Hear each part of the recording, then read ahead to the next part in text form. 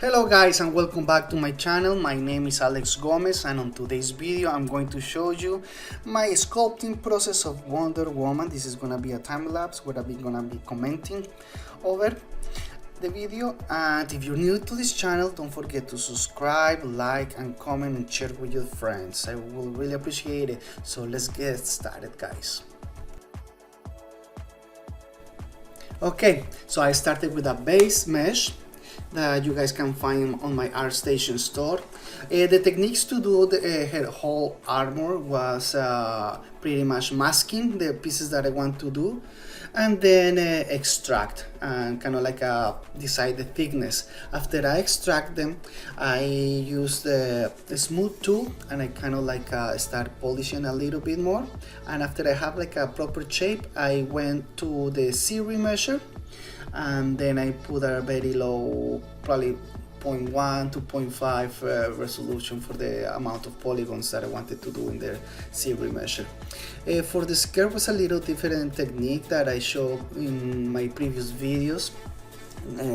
I think I was doing the hair. So with this one is with the bend curve, but as soon as you have your shape in place, you go to your gizmo tool, and then you apply the bend curve, and I find that one like really useful to kind of like apply shapes like that. And I kind of like trim it and develop the shape that I really wanted to develop, and kind of like duplicate the same one and kind of like move it with a move tool as well.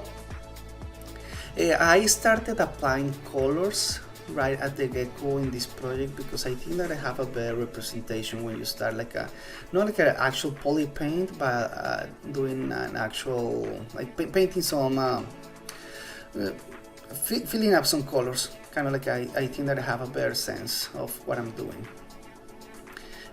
Also, when I work in the details, I was making sure that I have my lazy mouse activated and have the radius around 30. So all the techniques are almost is pretty much the same. What I did just is mask and extract, and also work in the details as well. One of the things that I had like most of the challenges was doing all the like hard surface elements. For me, like pretty much I have a really hard time doing hard surface in ZBrush. It's something that I really have to keep working on it, but I think with time it's gonna come if I keep practicing. But pretty much I start doing all the hard surfaces in Blender, as the crown or the tire, the crown and the part of the bracelets and the armband, and yeah, pretty much those pieces I did them in Blender. I'm just getting into Blender right now, so I'm kind of like new to it, so getting used to the interface, getting used to the way to mold it, because like I'm a Maya user for 17 years and I've been using Maya for so long, so I know it's so good.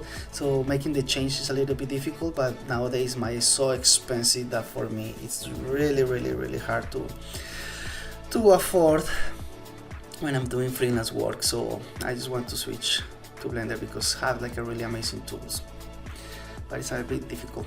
So as I was telling you before about the bend curve tool, you can see how I use it all for the straps that connect the lower leg armor. So after you do the deformation, you just apply it, and in this one I just insert just a cylinder. I was making sure that I had their own poly group. For the face, I kind of like I kind of started like doing the features and trying to match it with some reference that I had it, but at the beginning I have a little bit hard of time because it didn't look like Wonder Woman, and I wanted to look a little bit like Gal Gadot, and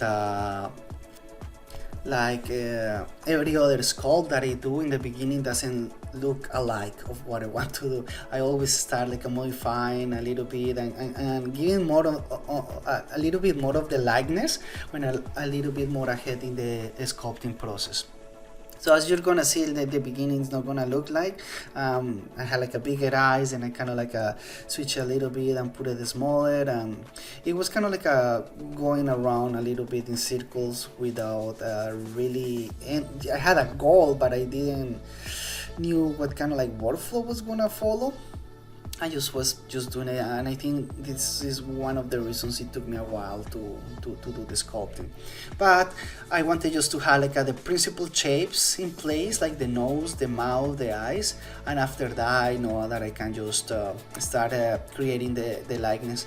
That's how I see some artists that, for example, they bring a base mesh and they start moving with masking and the move tool and trying to kind of like define the features or get the likeness of the features of the characters that they're sculpting just right from a basic base mesh. But at the end I think that it was a good result of what I did. But let's see, like, it's not me for me to judge, it's just for you guys to see the process and see if it looks like and doesn't look like or what. So yeah, as I was saying, like the eyes are super big, so that changed a lot. And after watching some videos of Danny Mac, I really like the mouth that he's doing. I'm gonna start practicing more and more. And as I said before, this is all about practice, and I really took these holidays to do some practices on this full character. It takes me so long. I normally super busy with work, but fortunately I can spend like a couple of hours a day and do that. So as I said before, like I just do the poly painting and try to give a little bit more of a of a sense of what I'm doing, and adding some hair. I think that adding hair to your characters, it adds a lot. It kind of like it brings everything together, so you're gonna see that is more cohesive, and the likeness process is gonna be better when you have hair than just people. Like they look so different with hair or without hair. Like I'm bald, and when I used to have hair, like people, oh, I can't believe that's you. You look so different. So that's one of the reasons, like when you have a character, if you add the hair, at least like the block out of it or a part of it, you're gonna have a better sense of the likeness of what you're gonna do. So as you guys can see here, it doesn't look like Gal Gadot at all, and I start like looking for some other references online as well to see if I'm getting like the right head shape or face shape, and her face is a little bit flat, and she has a little bit of a spherical face per se, if you see like in a profile picture of Gal Gadot. So yeah, like it's still kind of like a look cute and stylized and everything, but now when I added the other pieces of the hair, I started realizing that a lot of things had to change with the shapes and the proportions a little bit of the face, and I did those changes right after I decided to put some of the hair and feeling more like like I was getting there. So for the hair, as I said, like I had before a lot of hard times to do hair, but now I understand that if you have a good block out, if you block out kind of like the pieces of the hair just with shapes that just like I did, I just append a sphere and start moving it and deform it and move and deform, and you're gonna see that you're gonna have a better or an easier way if you block out and split up the hair into pieces, and you're gonna have a way better sense on how the hair is flowing. So that's been helping me a lot, and it's been a process that I kind of like understood in the past 6 months, because I was always struggling to do hair, and I think this is working much better. So yeah, was like a long process. Was 8 hours of recording in the sculpting process. A lot of mistakes that I made that I fixed. A lot of things that I did in Blender.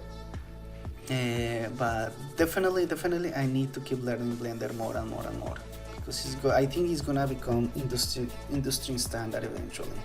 I think the Blender is taking a lot of power.